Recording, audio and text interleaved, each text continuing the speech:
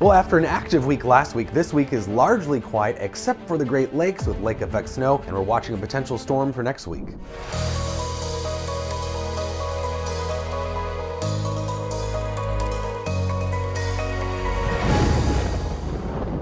So Clipper system is bringing some snow showers across far northern Minnesota, Wisconsin, UP, and Michigan today. A few inches of snow possible in those areas. Otherwise, most of the country is relatively quiet this week compared to last week when we had some active weather on the East Coast. But we do have winter weather advisory still basically everywhere downwind of the Great Lakes, where very cold air continues to blow over the very warm waters of the Great Lakes, producing that typical lake effect snow situation, but it's a little more intense this year because of extra energy and heat here in the lakes. And we're looking at still a lot of snow here in some of those typical spots that do have the biggest lake effect. And those are places like Buffalo, Erie, Pennsylvania, UP of Michigan, where you've got just the perfect setup of winds blowing right across the most open water for the most period of time, which has been several days now. So pretty chilly air mass, temperatures in the teens and 20s across Minnesota, Wisconsin, and southern Ontario. And that's the air that's blowing across these very warm waters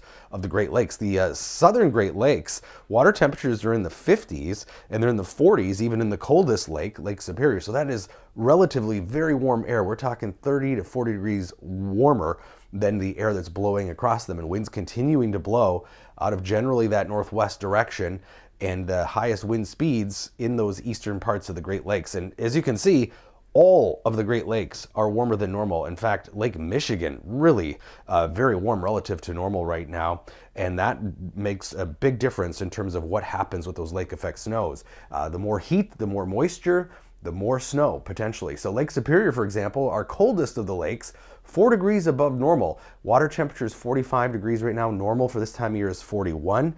Lake Erie, 7 degrees above normal. Water temperature right now, 51 degrees. So when you have air that's in the teens and 20s blowing across that lake, that is just like basically a hot tub of moisture moving in, which quickly freezes and produces that snow.